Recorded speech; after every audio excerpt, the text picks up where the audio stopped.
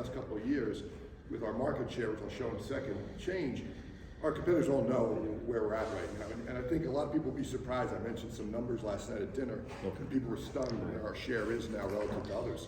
But I did want to explain what we've been doing, because I think from a dealer perspective, what's changing in the industry is very relevant to what we did. And that was really do things differently.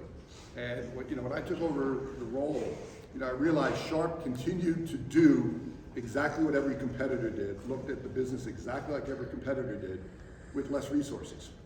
So guess what? We did 80% of what every competitor did, which meant we failed. And so we just scrapped everything, and really we became a very data analytical company. Every decision we make and every identification of a problem, we identify through data analytics. And one of the key things that I think most people, I remember reading this article in the lower right, survivor bias. Does anyone know what that means? And it's a great story. Very quickly, during World War II, the Army commissioned, or the Air Force commissioned an engineering study to figure out where to rearm or add armament to planes. And so they evaluated all the planes that were shot, and they said, hey, here's what we're gonna do. We're gonna put more armament here.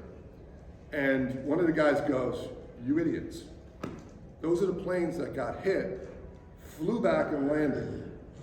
The ones where we don't see bullets, that's where the bullet hit and made the plane go down. Arm that, right? And so this was a famous study and became survivor bias. So what we started doing is we started saying, forget about who's successful now or what's working for us right now. Go back 3 years. What did that company look like 3 years ago? What did that dealer or that transaction or whatever it might have been look like 3 years ago? What did we do? The ones that failed, the dealers that didn't grow with us. What happened over those 3-year period that we could have learned from? And really go back and say, not worry about what worked, right? That's always nice, but it's really, what didn't work, or when something worked, what was it that we did 2 or 3 years earlier to make that work, right? And really drive that. We look at everything. We break down our data down to every zip code. So we do love when your reps claim your ultimate rewards. We go down to the zip code. We know what the claims are at the zip code level. And we look at every aspect of that.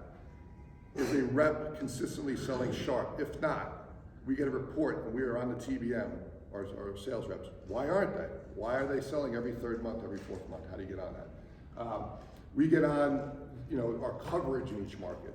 Where is the opportunity for business? Where are we not getting the fair share of business? What's working? What's not working? I'm going to talk a little bit about COVID data. One of our people stumbled on a piece of data that really changed our business over the last few years. We do, dealer activity tracking. A lot of what I just talked about, redeploying, what worked, what didn't work. Machine analytics, MICAS, right? MICAS is a great service tool for all of you. It does the meter reads, but also helps with service. But what we do is we analyze every aspect of how that machine is used. And during this chip shortage, and one of the many little secrets we've done, and I think we're about 2 or 3 years ahead of everyone on this, honestly.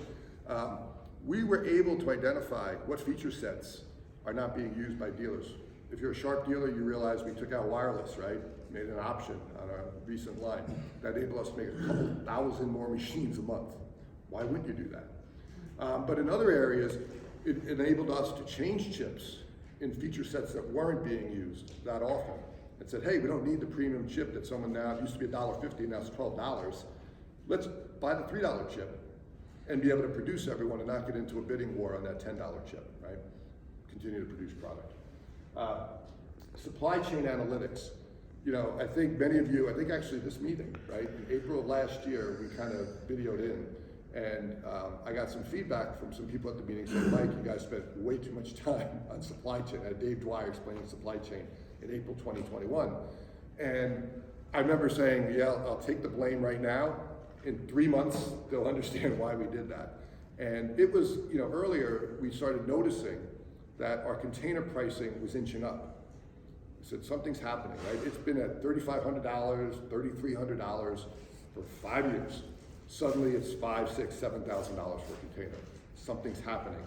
We better buy forward, we better buy containers, we better buy placements on ships now.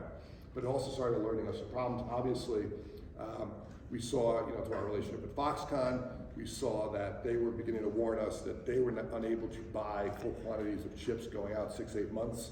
And so we said, well, then we better ramp up production while there still are chips and get those products, right? So a lot of those things really were proactive decisions all based on data.